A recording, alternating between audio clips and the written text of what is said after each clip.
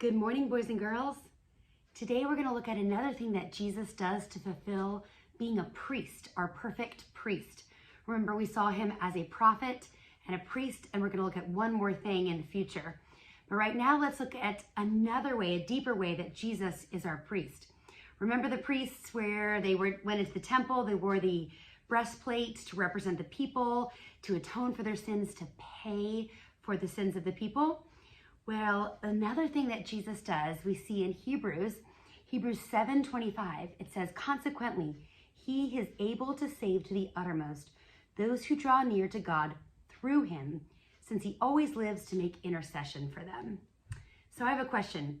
Have you ever wanted to ask your parents for something, but you weren't sure if they'd say yes, so you might have asked like your older sibling or your younger sibling to go ask for you?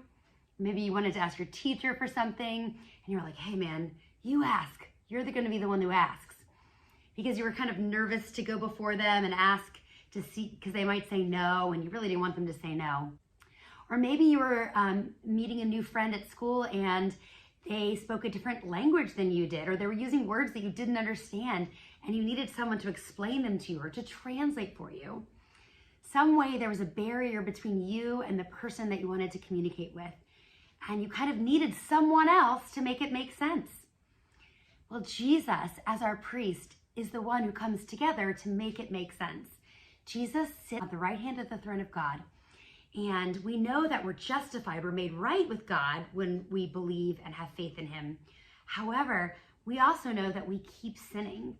And one of the things that Jesus does is he sits at the right hand of God, and this is how he intercedes for us.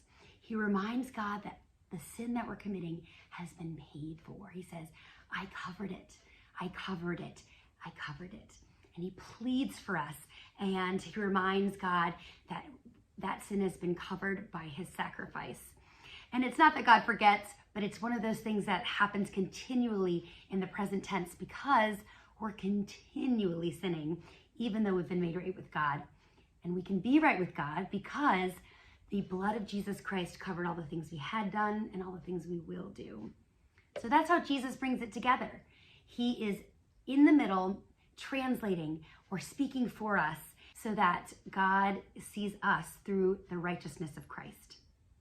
I will see you guys next week.